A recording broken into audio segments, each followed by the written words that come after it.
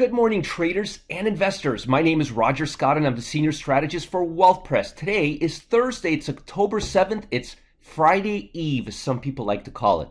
I'm actually not in my usual office. I'm not in my studio. I don't have a million cats and dogs around me. No funky lights. I'm actually at Ritz-Carlton at Amelia Island. My wife decided to kidnap me yesterday and take me here overnight to celebrate our 20th anniversary. We went to this restaurant last night called Salt here. Amazing. If you guys ever in the area, Amelia Island, try this place. It's great. Now let's get into the market. It's very interesting. We're opening up almost 300 points on the Dow. Now, what I found interesting yesterday and today, and this is really important, most of the things I try to tell you are actually fairly important, so pay attention. There's no catalyst. The market was opening down yesterday, and I was reading the report, and they were pretty much just throwing everything at the wall and saying, well, the market's down because of this, and the market's down because of that. And usually when that happens, when they're searching for something and it's not there, it's just a technical sell-off. And, you know, have you ever heard them say the market is selling off because someone is selling? It's always taking profit, right? They never say the market's down because people took losses. Well, it's the same thing. They're looking for an excuse. There's just no news. And that's a good thing for us, because now the market is doing the opposite. And again, there's really no catalyst. They're saying it could be the debt ceiling. It could be things better in China. But always notice when you're reading the reports and there's no catalyst for whatever we're seeing, they always try to bring in the kitchen sink and try to give you every excuse for what's happening when there really isn't one. There was no reason for the market to be down 300 points yesterday at the open. And there's really no reason for the market to be up right now 292 points. There just isn't one. And I'd love to tell you there is, but it isn't. Mostly the reason, in my opinion, is technicals, meaning there's no fundamental reason for it. So today the big report is going to be the jobless claims. The ADP report yesterday was better than expected. The ISM report was better than expected. Now, here's what you need to know about the jobless claims.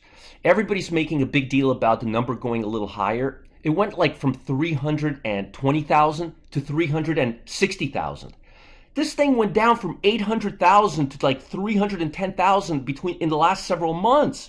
It's just a little hiccup. Nothing major, nothing crazy. Now, if the number starts getting into 450, then I would get worried. But these little fluctuations where the claim is 362 and the consensus was 348 and the moving average is 340, honestly, if we're in line with the moving average, I'll be very happy. So the bottom line is, if we're in the 350s, 360s, 340s, don't make a big deal out of it. It's in line. The government's not get their numbers right by 5,000 people out of 355,000. So again, don't make too big of a deal out of this report that comes out in 50 minutes from now. Don't make a big deal out of it unless the number's over 410, 420. And then tomorrow we have employment numbers as well. Now, right now you want to keep your eye on the bond market. The biggest impact of most of all the news, the fundamentals we have seen, has been the bond market, and it's slightly down today, which is kind of unexpected, actually expected based on the volatility we're seeing. But we're still in this range. I drew this little purple line to show you the support level. And I actually think we're going to go back up before going down. I think most of what we're seeing right now from the Fed is already baked into the market. And there's a huge correlation between tech and consumer discretionary stocks and the long bond. So I believe we're going to rally a little higher and break to the upside. Now, and also keep in mind, it's probably a good idea to keep this in your portfolio right now, because if there's a major downside catalyst, if something comes out and says China, Evergrande is something really negative, this will hedge us. This will give us some protection. So in case of a catalyst. So right now, with the market being below the 50-day line, it's probably a good idea to keep that in your portfolio. Put to call ratio, look at that, 90, random. We've had negative numbers, and now we're random, and I think we're going to move higher, and over the next couple of weeks move to overbought territory, in my personal opinion. Volatility, look at this, 20. We're not even above 20 anymore. We're down.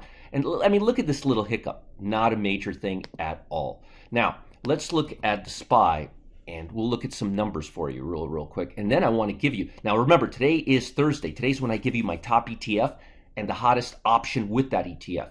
So let's look at the S&P 500. We're going to open up about a handle. Let's see here. Looks like we're still below the 50-day moving average, but I'm very encouraged by the fact that we're going to be opening here. There's a good chance we may open here because it's quite a bit higher and then just come down. But I'm very encouraged by the fact that we're opening above the last 3 or 5-day highs. Actually, 6-day highs. This is a 6-day high. So that's very, very positive. Now, if we go up from here and if we violate the 50-day moving average to the upside, that's going to be very, very, very, very, very bullish. If we don't, if we come back down, back in its trading range. And I wouldn't be surprised if we did because the market is still choppy and it's looking for some directional bias. As far as the Nasdaq 100, again, same thing. Look at that. Highest price. Yeah, highest price in 1, 2, 3, 4, 5, 6 days. This is good. This is very, very positive. This is a step in the right direction. And it also confirms that this was, in fact, a shakeout. Now, let's look at the small caps, and then we'll look at the Dow. I want to give you guys the full picture today. Look at that. Dow's up close to 200. The Dow's already above the 50-day line, as you can see here. I don't want to go any closer. This will give you a good enough picture. But if we go above here, this is very, very positive. And notice the Dow, if you... Oh, excuse me. Sorry, this is the Russell, the small caps. And remember what I've been telling you. The small caps have been holding on better. Small caps are more speculative. So the fact that the small caps are holding up better and are already above the 50-day line is a really, really good thing. Here's what I wanted to show you. Look at Russell 1000. This is large caps. This is small caps. 37%, 45%. Look at S&P, 34%. Look at small caps, 48%. So the fact that the small caps are actually outperforming, that they're actually doing, let me go back here. Sorry, I was talking about the Russell. The Dow, but I was showing you the Russell. I actually meant to talk about the Russell. We'll talk about Dow in a minute. It's still a little early here. It's only 7:44 in the morning. But as you can see here, the Russell's up. All of these lows are higher. That looks like the catalyst right here. And if we break above here, that's a very, very strong sign. Now let's look at the Dow Jones, which we've been looking at very carefully. And the Dow Jones is about 300 points higher right now. So it's 253, 296. 296 points, excuse me. And again, higher highs, volatility is going lower, put the call ratios getting safer. The small caps are now trading above the 50-day moving average. At least they're opening above the 50-day moving average, which is great. And we never broke the 200-day line, and we're still above here. So bonds higher, stocks higher. Now, I know it's Thursday, and I always tell you on Thursday I'm going to give you the hot ETF, but I'm also going to show you how I come up with it. I hate conclusions. So we go to our 11 sectors, right? This is my CSI scan. We go to the energy sector. We're up 8.64 cumulatively, and actually not cumulatively. Over the last 30 days, we've been killing it here too. So we know the energy is the strongest sector, followed by financial technology, which, by the way, are speculative sectors. These three go higher when economy expands, all right? Because when economy expands, you use more fuel. Remember when COVID hit, energies went down? So just so you know. So those are all bullish sectors. That's another factor. Everything the last few days has been pointing to a higher market, even with this market going down. And I've been telling you that. Again, momentum levels, you only have 46 stocks breaking down, 90-day lows, 90-day lows 140, 90-day high 46. This is not strong directional bias, folks. This is random trading action. Okay, going back to this, energy is our strongest sector based on the 1 month, 3 month, and 3 month range, 8.64 gain. So we go to the S&P, we go to our S&P scan. We know it's going to be the energy. We'll go to the S&P. Let's see what the S&P tells us. Man, why does it do that? Let's try it here. It does this every time I'm live. Every time I'm live, it gets stuck. Let's see if I can get it working. Every time. You guys notice it? Every time I'm live, it happens. Every time. There's no exception. But fortunately, I did the research for you. And the strongest stock is actually, let me see, why is this thing not working? I mean, this is just really bothering me. Every time I do it live, it doesn't work. Every time I do it otherwise, it works fine. Now, why is StockFetcher not working now? It's like Murphy's Law, right? Anyhow, the strongest stock is FANG. It's actually, the strongest stock, the strongest energy stock right now is FANG. Thank God this works at least. So hopefully it'll start working by the time I'm done with this. So as you can see here, it's a little up. It's been really, really strong. I mean, look at this over 6 months. So I would wait for a pullback to the 95-ish level. Let me just close this tab here. I would wait for a pullback to the 95 level. Then I would go to the option tab. So wait for it to go down about 10 points. And then look at the December 17th strike price. And you want to look for the 95 call. Now, the 95 call, if this goes down about 10 points, the 95 call will be about $7, $6, $7. So you want to put an alert at Diamondback for 95 to the downside. When it hits 95 to the downside, by the December 17th, 95 call. Now, I want to show you how I found this. That's what I really want to do. And now StockFetcher's working, right? Sorry, we did this a little backwards today, but better late than never, right? All right, Devon Energy's number 1. I gave you that stock yesterday or the day before, so I can't give you the same stock the same way. But we go further, we go further, we go further, and look, FANG, right there. Now, you can go with ConocoPhillips, you can go with Marathon, or you could just buy the XLE ETF. But I would wait for a pullback in energy. If the market comes back up, if speculative stocks start coming up, the energy market will cool off.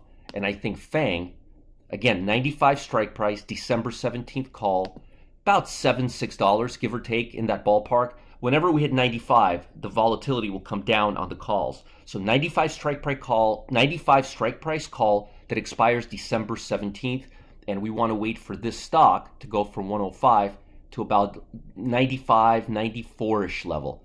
Between 96 and 94, how about that? That's what we want, and we want the 95 strike price option. Now, I know it's Thursday, and I got to tell you guys something really important. Some people have never heard about secondary markets. That's right. It's a completely overlooked part of the options market that most traders and investors don't know exists. But Tom Busby, T-Bus, he's widely considered one of the top traders and researchers in this industry. And after trading these moonshots, and these are 10, 20-cent trades, he started trading them in his own account. He got really excited because the profits were great. And Tom finally decided to share his strategy with anyone who wants to step up their game. Now, Tom has nearly 4 decades of experience. He has me beat by 13 years. I've been doing this for almost 28 years. He's been doing this for almost 40 years, or about 40 years. It works in all types of market conditions. You can even make money during choppy markets or bullish markets. So traders will want to have the strategy as we near the end of the year when markets can get a little rough. And they've been rough lately, but the strategy has been killing it. What you want to do is click on the link below to see how you can access moonshot trades and learn more about this little known secret for yourself. Now, make sure to like this video, subscribe to this channel if you're watching on YouTube. How in the world are you going to stay ahead of the market if you're not getting this data before the market opens? And if this is valuable to you, send me an email, support@marketgeeks.com, and tell me how valuable these videos are to you. Now, Friday is tomorrow. I don't want you to miss this video because on Friday, we're going to talk about what happened during the week. We'll go over our biggest winners, our biggest losers. We'll talk about the catalysts, and we'll talk about if there's any positions you want to carry over and a game plan going into next week and the biggest sectors and the biggest, hottest stocks to look at. That's coming tomorrow. Don't miss out. I'll talk to you guys then and have a great, great time. And I'll be driving back to my office from Ritz-Carlton in Amelia Island. Bye, guys. I'll talk to you later, and I think the market's going to be a little bullish today, so I'm very happy about that. I'll talk to you guys soon, and by the way, were we right about this being a shakeout and not a deep down correction as it looks right now? I think we were. Everything's pointing to a shakeout, and I think we're going to go higher. At least, maybe not all the way high, but at least I think we're going to stay at good levels for a while. That's what momentum, put the call ratio, volatility, sector analysis, and small caps are telling us. And now the small caps are even above the 50-day line. Bye, guys. Have a great day.